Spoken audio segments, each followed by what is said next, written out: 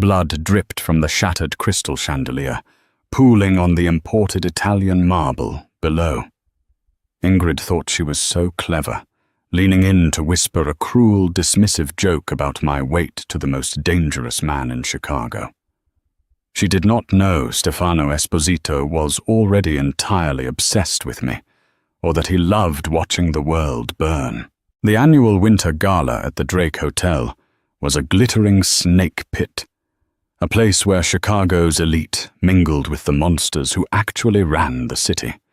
The gold-leafed ceilings and heavy velvet drapes absorbed the sounds of clinking champagne flutes and hollow laughter. I stood near the edge of the grand ballroom, nursing a club soda and watching the room with the practiced detachment of a ghost. My name is Noemi Russo, and to the glittering socialites swirling around me in their size 0 designer gowns, I was completely invisible. That was exactly how I preferred it. I am a woman, built with soft curves and heavy thighs, taking up space in a world that constantly demands women shrink themselves. For years, that reality was a weapon used against me by the person who was supposed to love me most. But tonight, my physical form was merely a comfortable disguise. Beneath the emerald green silk of my dress, my mind was running complex algorithms. I was the premier forensic accountant for the Midwestern underworld. I cleaned money so dirty it practically bled, funneling millions through offshore shell companies with a few keystrokes. I was untouchable in my element. But my element was the shadows. Then I saw her, Ingrid Lombardi. Ingrid was my ex-girlfriend, a statuesque blonde with a heart made of dry ice and a relentless ambition to climb the social ladder of the Chicago syndicates. We had broken up 2 years ago, but the emotional scars she left behind still throbbed on cold nights. She had drained my bank accounts to fund her boutique art gallery and spent our entire relationship feeding on my insecurities, constantly reminding me that I was lucky to have someone as beautiful as her settling for someone as fat as me. Tonight, she was hunting for a new patron. The temperature in the ballroom seemed to drop 10 degrees. The string quartet missed a note, the screech of the cello cutting through the low murmur of the crowd. Stefano Esposito had arrived. As the undisputed head of the Esposito syndicate, Stefano was a force of nature wrapped in a charcoal bespoke suit. He was 29, ruthlessly intelligent, and viciously territorial. 6 months ago, he had purged the old guard of the Chicago outfit in a single bloody night known on the streets as the Red Sunday. He had high cheekbones, a sharp jawline, and eyes the color of a stormy sea. His mere presence demanded absolute submission. Men stepped out of his path with their heads bowed. Women watched him with a dangerous mixture of terror and desire. I kept my eyes locked on the ice cubes in my glass. I had laundered $8 million for the Esposito family just last week, burying it so deep in real estate portfolios that the FBI would need a time machine to find it. But I had never met the boss in person. I was just a routing number and an encrypted email address to him. Or so I thought. Ingrid, smelling power like blood in the water, adjusted her plunging neckline and intercepted Stefano near the ice sculpture. I watched from the perimeter as she flashed her brilliant, predatory smile. She spoke to him, her hand casually brushing his forearm. Stefano stood completely rigid, his face an unreadable mask of cold marble. Then Ingrid made the biggest mistake of her life. Her eyes darted across the room and landed on me. A familiar, cruel smirk twisted her painted lips. I knew that look. It was the look she gave when she was about to tear me down to elevate herself. Ingrid leaned into Stefano, closing the distance between them to whisper in his ear. Even from 30 feet away, I could read her lips. I saw the way her mouth formed the words. She was calling me a fat cow, telling him that I was a pathetic, disgusting creature who didn't belong in a room full of beautiful people.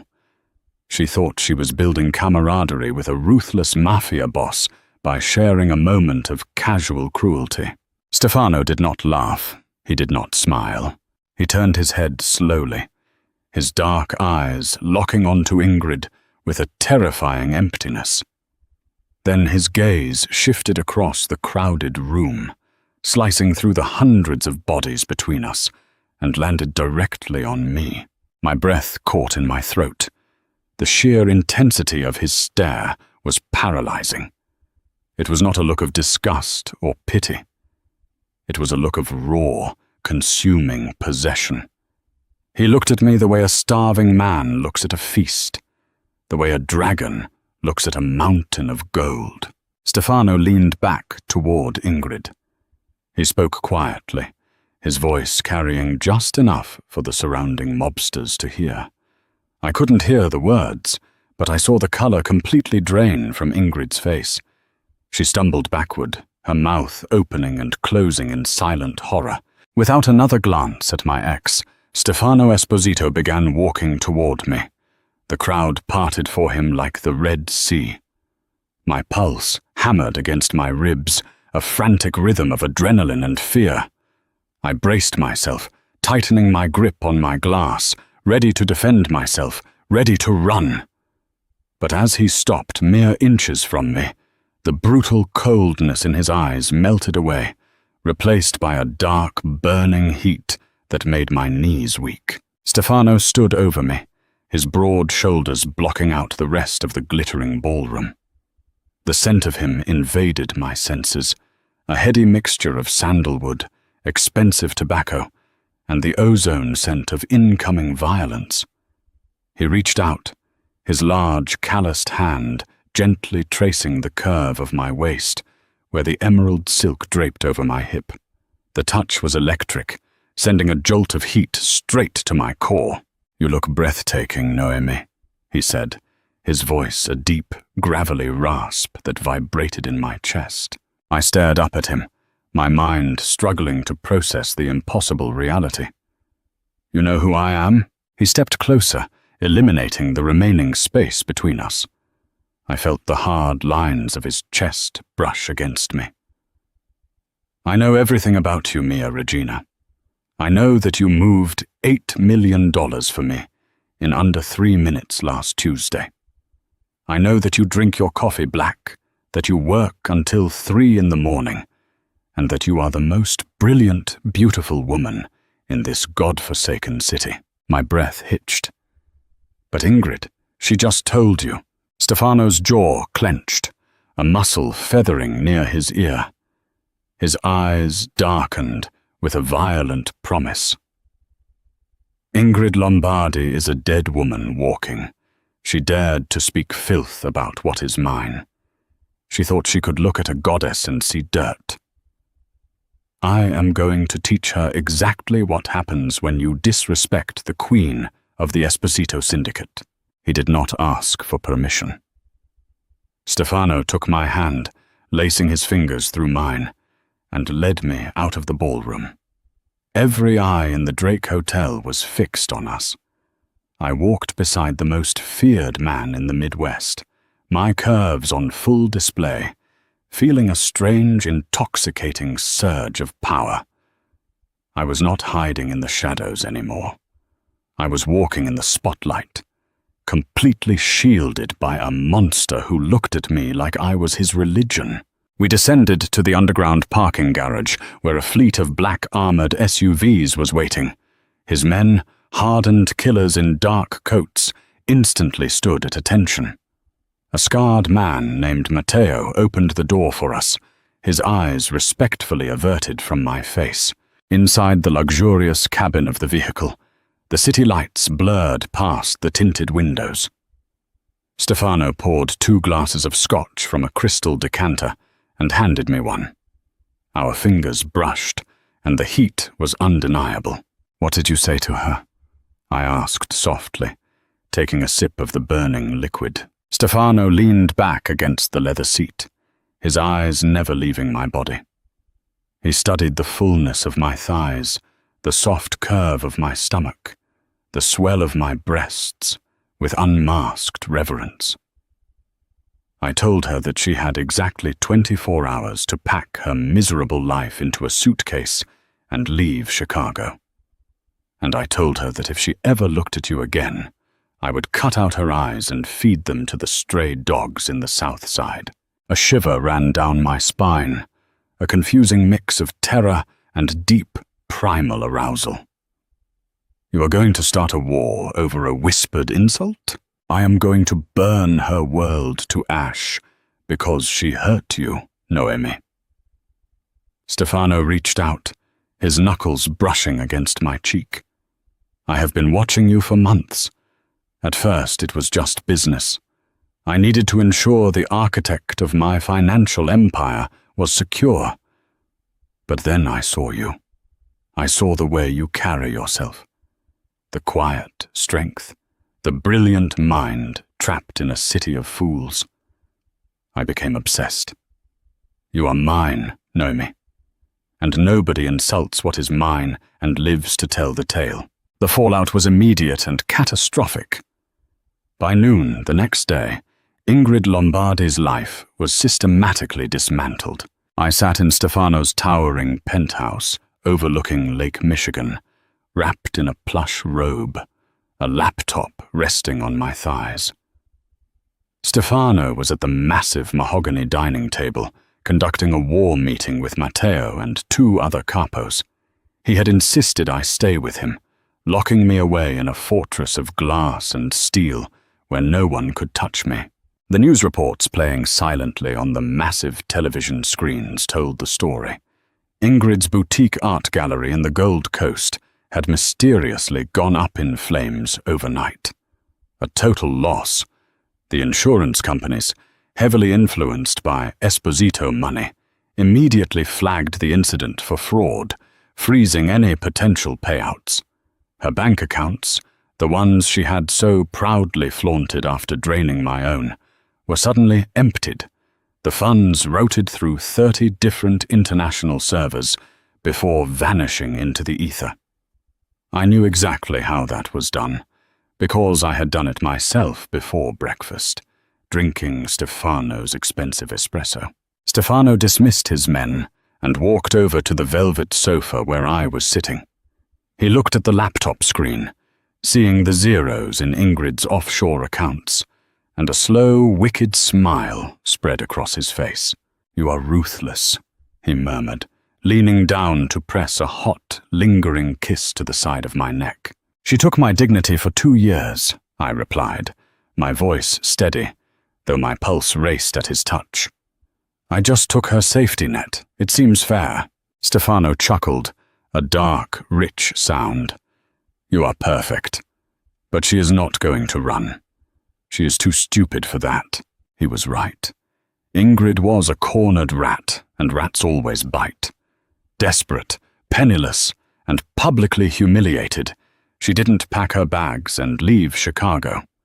Instead, she crossed the invisible boundary lines of the city and went straight to the South Side. She went to the Falcone family. The Falcones were the last remaining rivals to the Esposito Syndicate, a brutal, old-school mafia faction that dealt in human trafficking and narcotics. They hated Stefano for taking over the city, and they were looking for any weakness to exploit. Ingrid, having lived with me for 2 years, knew just enough about my nocturnal habits and encrypted drives to be dangerous. She sold them a story. She told Lorenzo Falcone that I was the key to bankrupting Stefano Esposito, that if they captured me, they could cripple the entire Esposito empire. The war had officially begun, and the prize was my life. The atmosphere in the penthouse shifted from a sanctuary of glass and silk into a heavily fortified war room. Outside the floor-to-ceiling windows, the Chicago skyline glittered with ignorant peace, completely unaware of the bloodbath brewing in the shadows. Lorenzo Falcone was a brute, a man who solved complex problems with baseball bats and gasoline. But with Ingrid in his ear, he suddenly had a map to the most vital arteries of the Esposito Empire. Ingrid knew I kept an offline, biometric physical server at a secure data center in the West Loop. It was a fail-safe, a digital vault containing the routing numbers for Stefano's ghost accounts, the deeds to his front businesses, and the blackmail files he used to keep the city's politicians on short leashes. If the Falcones breached that server, they could dismantle Stefano in a matter of days. Stefano stood by the window, his broad back tense under his tailored shirt. He had just gotten off the phone with his underboss. The Falcones were mobilizing. They had hit 2 of our supply warehouses in the south side, a distraction to draw his soldiers away from the city center. "They are looking for an opening," Stefano said, his voice a low rumble that resonated in the quiet room. "Lorenzo thinks I will leave the West Loop vulnerable to protect my territory. He thinks I am playing his game." I sat at the massive dining table, my fingers flying across my laptop keyboard. Lines of code and banking manifests reflected in my glasses. "I am not going to let them touch your assets, Stefano. I can initiate a remote wipe of the West Loop servers, but to do it cleanly without triggering a fail-deadly protocol that would erase our own backups, I have to be on the local network. I have to go there." Stefano turned sharply, his eyes flashing with immediate violent rejection. "Absolutely not. You are staying here, behind bulletproof glass and 20 armed guards. I will send Matteo to smash the servers with a sledgehammer if I have to." I closed my laptop and stood up, smoothing the fabric of the dark trousers I had changed into. The movement drew his gaze, his eyes tracking the heavy curve of my hips with that familiar, consuming heat. I walked over to him, placing my hands gently on his chest. "Matteo cannot bypass the biometric locks," I explained, keeping my voice steady. "And a physical destruction of the drives triggers an alert to the feds. I designed the system to look like a hardware failure, but I have to execute the command on site. Besides, we can use this. We can use me as bait." Stefano's hands gripped my waist, his fingers digging into my soft flesh with a possessive urgency. "I do not use what is mine as bait, Noemi. If a single bullet comes anywhere near you, I will burn this entire city to the ground." "You will not have to," I promised, looking up into his stormy eyes. "Let them think they have outsmarted us. Let Ingrid bring Lorenzo to the data center. You will be waiting. And while they are busy trying to take your empire, I will be inside, draining every single account the Falcone family has ever hidden. I will not just protect your money, Stefano. I will take theirs." A slow, dark smirk spread across Stefano's face. The sheer danger of the plan appealed to the monster inside him, but the brilliance of it appealed to the king. He pulled me flush against his hard body, kissing me with a bruising, desperate intensity that left me breathless. We moved out an hour later. The West Loop data center was a nondescript brutalist concrete building that looked like a telephone exchange. Inside, it was a humming labyrinth of server racks and cooling fans. I sat in the glass-walled control room on the 4th floor, plugging my terminal into the mainframe. Matteo and a dozen of Stefano's most lethal enforcers were positioned in the shadows of the server aisles. Stefano himself was waiting in the loading bay. The trap was set. Now we just needed the rats to take the cheese. It happened just after midnight. The heavy steel doors of the loading bay were breached with a localized explosive charge that shook the concrete floor beneath my feet. On the security monitors, I watched as 20 heavily armed Falcone soldiers flooded into the building. Leading them was Lorenzo Falcone, a massive man with a scarred face, and right beside him, completely out of her depth but arrogant as ever, was Ingrid. She was wearing a sleek tactical jacket over designer clothes, pointing directions out to Lorenzo as if she were commanding an army. She really thought she was the mastermind. She thought because she had made me feel small for 2 years, she was inherently smarter, inherently better. I turned back to my screen. My hands did not shake. I was in my element. I bypassed the Falcone network security using the back doors I had identified months ago. Within 3 minutes, I had located their offshore holdings. Within 5, I had initiated the transfers. Millions of dollars of dirty Falcone money began pouring into untraceable Esposito shell companies. Downstairs, the firefight erupted. The sound of automatic gunfire echoed up the ventilation shafts, a deafening, terrifying roar. I watched the monitors as Stefano and his men ambushed the Falcones. It was not a battle. It was a slaughter. Stefano moved through the chaos like the Grim Reaper, his weapon firing with cold, mechanical precision. He was a terrifying force of nature, relentlessly pushing forward, cutting off their escape routes. Lorenzo realized too late that he had walked into a meat grinder. He grabbed Ingrid by the arm, using her as a human shield as he retreated toward the stairwell that led up to my control room. He thought he could salvage the night by taking me hostage. Matteo's voice crackled over the radio on my desk. "Boss, Lorenzo is heading up the east stairs. He has the blonde with him. Let him go," Stefano's voice replied, chillingly calm. "Secure the ground floor. Leave Lorenzo to me." I heard the heavy, desperate footsteps echoing on the metal-grated stairs outside my control room. I finished the final transfer, hitting the enter key. The Falcone Empire was officially bankrupt. I locked the system and stood up just as the glass door of the control room was shattered by a bullet. Lorenzo kicked the door frame in, his gun leveled at my chest. Ingrid stumbled in behind him, looking absolutely terrified, her pristine appearance ruined by dust and the reality of the violence she had courted. When she saw me standing there, completely calm, a flash of the old, cruel Ingrid returned. "Look at you," she sneered, her voice trembling but dripping with venom. "Still hiding behind computers.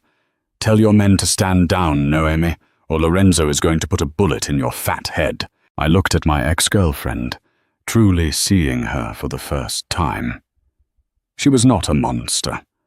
She was just a pathetic, hollow shell of a woman who fed on the insecurities of others to feel full. "He is not going to do anything, Ingrid," I said calmly, "because he is already a dead man. And you are broke. I just drained the Falcone accounts, all of them. Lorenzo has nothing left to pay the men waiting outside, and nothing left to pay you." Lorenzo roared in fury, raising his weapon, but a shadow detached itself from the darkness of the hallway. Stefano stepped into the ruined doorway. His suit was ruined, splashed with the blood of his enemies, and his eyes were completely devoid of humanity. He raised his weapon and fired a single shot. Lorenzo Falcone's knee exploded. The massive man collapsed to the floor, screaming in agony, dropping his gun. Silence descended on the control room, broken only by Lorenzo's wet, gurgling moans and the humming of the servers. Stefano stepped over the bleeding Mafia boss, not even sparing him a second glance. His eyes were locked on me, quickly scanning my body for any sign of injury. "Are you hurt, Mea Regina?" Stefano asked, his voice unexpectedly gentle despite the carnage around him. I shook my head, my heart swelling with a strange, dark affection for this brutal man. "I am perfect. The accounts are drained. The Falcones are finished." Stefano smiled, a genuine, beautiful smile that transformed his harsh features. "You are a masterpiece, Noemi. Ingrid was backed against the glass wall, her chest heaving in absolute panic. She looked between Lorenzo bleeding on the floor and Stefano, looking at me with pure worship, and her mind finally shattered. "Stefano," she pleaded, her voice cracking. "Stefano, please. I was just trying to survive. She tricked me. Noemi is manipulative. She is—" Stefano's head snapped toward her, the gentle warmth in his eyes vanishing instantly. He closed the distance between them in 2 long strides, his presence so overwhelming that Ingrid shrank down to the floor, cowering at his feet. "I told you what would happen if you ever spoke her name again," Stefano said softly. "I told you I would burn your world to ash." "Stefano, please. I am sorry. I will do anything. I will work for you. I am beautiful. I can be useful." Ingrid sobbed, completely discarding any shred of dignity she had left. Stefano looked down at her with absolute disgust. "You are nothing. You look at Noemi, and you see a woman who doesn't fit your narrow, pathetic definition of beauty. But I look at her, and I see a queen. I see a woman whose mind is a weapon, whose resilience is unbreakable, and whose curves are a privilege to worship. You called her fat. You thought that was an insult. You thought it would make me look away." He pulled a silver Zippo lighter from his pocket, flipping it open with a sharp clink.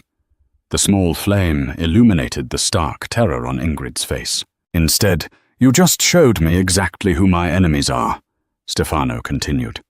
"You thought you could whisper poison into my ear, and I would agree. But I do not negotiate with vermin, and I do not let the people who hurt my queen walk away." Stefano did not shoot her. He did not need to. He motioned to Matteo, who had just entered the room with 2 large men.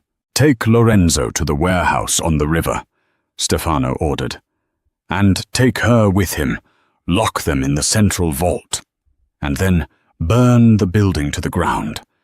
Let them see what it feels like to have everything they thought they controlled turn to ash." Ingrid began to scream, a ragged, tearing sound, as Matteo's men dragged her kicking and thrashing out of the control room. Lorenzo was hauled away by his collar, leaving a thick trail of blood on the pristine floor. Within minutes, the building was silent again. The surviving Falcone soldiers had surrendered or fled once they realized their boss was gone and their bank accounts were empty.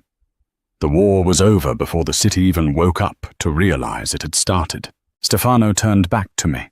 He holstered his weapon and walked over, wrapping his arms around my waist and pulling me tight against his chest. I buried my face in his neck, breathing in the scent of smoke, blood, and the expensive cologne that was uniquely him. The adrenaline was finally leaving my system, leaving me trembling slightly. "It is over," Stefano whispered into my hair, pressing his lips to my temple. "You did it, Noemi. You dismantled an entire syndicate with a keyboard." "We did it," I corrected him, looking up into his eyes. He cupped my face in his large, warm hands. My thumbs traced the sharp line of his jaw. He leaned down, capturing my lips in a slow, searing kiss that spoke of promises and permanence. There was no hesitation, no holding back. He devoured me, and for the first time in my life, I did not want to hide a single part of myself. When we finally broke apart, Stefano looked deeply into my eyes, his thumb gently stroking my lower lip.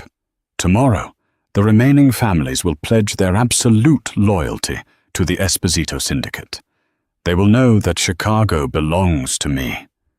But more importantly, they will know that I belong to you." I smiled, feeling the heavy, beautiful weight of my own power. "I am a forensic accountant, Stefano. I am used to balancing the books." He laughed, a rich, dark sound that echoed in the quiet server room. "Then you know that my debt to you is infinite, Maya Regina. and I plan on spending the rest of my life paying it back. I walked out of the West Loop data center, holding the hand of the most dangerous man in the city. The cold Chicago wind whipped around us, but I had never felt warmer. Far off in the distance, near the industrial district by the river, a bright orange glow began to paint the night sky. The Falcone warehouse was burning. Ingrid had thought she could destroy me with a whispered insult. She had thought she could make me feel small. But she had only awakened the monster who was destined to crown me. She whispered to the Mafia boss, not knowing he would burn them all to keep me warm. And as I watched the flames rise into the dark sky, leaning against the hard, protective warmth of Stefano's body, I knew I would never shrink myself for anyone ever again. I was Noemi Russo. I was the architect of the underworld, and I was exactly the right size to rule it. If you loved this gritty, dark mafia romance and want to see more stories full of high-stakes tension, brutal revenge, and unapologetic queens taking over the underworld, make sure to hit that